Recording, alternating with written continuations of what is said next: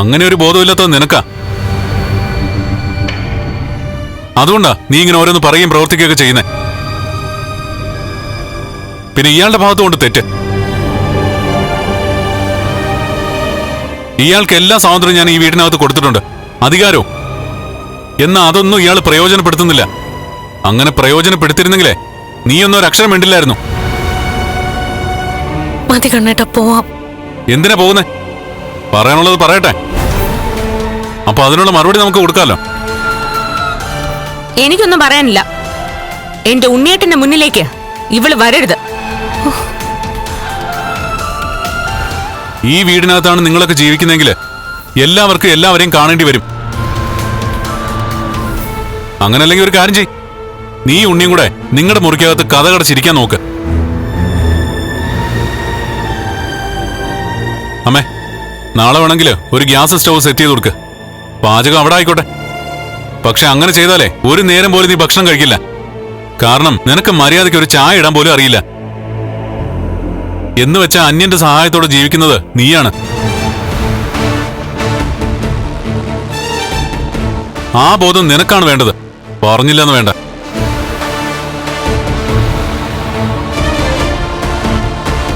പാടും.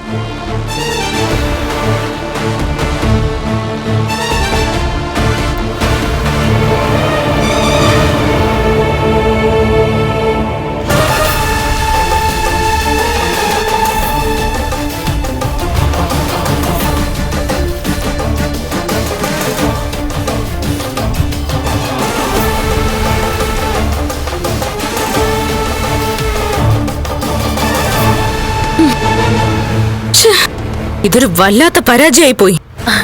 എന്റെ മോളെ, ഇതൊന്നും മോള് കാര്യമാക്കണ്ട. അയാൾ ഇറങ്ങിപ്പോവാൻ പറഞ്ഞത് കേട്ടില്ലേ? എന്ന് പറഞ്ഞ് നമ്മൾ ഇറങ്ങിയോ? അയാളുടെ പേരിലാണ് എല്ലാ സ്വത്തുക്കളും എന്ന് ഒരിക്കൽ പറഞ്ഞതാ. മോളെ, ആ പറഞ്ഞതിലൊന്നും ഒരു കഴമ്പുമില്ല. സത്യന്റെ കാര്യമൊക്കെ വരുമ്പോ അങ്ങനെ പെട്ടെന്ന് അവനെല്ലാം എടുത്തോണ്ട് പോകാനൊന്നും പറ്റില്ല. അങ്ങനെയെങ്കിൽ അയാൾക്കൊപ്പം നിന്ന് അമ്മയ്ക്കെങ്കിലും സംസാരിച്ചൂടെ? ഇത് അമ്മ അയാൾ ചൂണ്ടുവിരലിൽ നിർത്തുകയാണല്ലോ. മോളെ, വയ്യാത്തവനല്ലേ, അവനങ്ങ് വിട്ടേക്ക്. ദേ, അവളെ എങ്ങനെയെങ്കിലും പുകച്ച് പുറത്ത് ചാടിക്കണം. അതോടെ മോളുടെ എല്ലാ പ്രശ്നവും അവസാനിക്കും.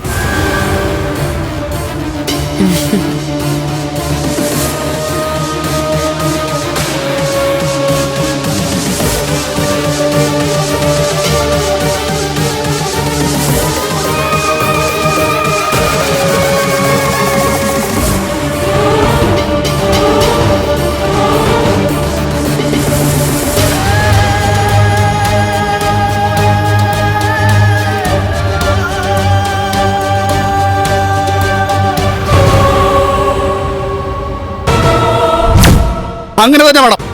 മോള് വിട്ടുകൊടുക്കരുത് മോളെ. പറയാനുള്ളതൊക്കെ മുഖത്തടിച്ച പോലെ അങ്ങ് പറഞ്ഞേക്കണം. ഇനി കുട്ടികളുണ്ടാവില്ല.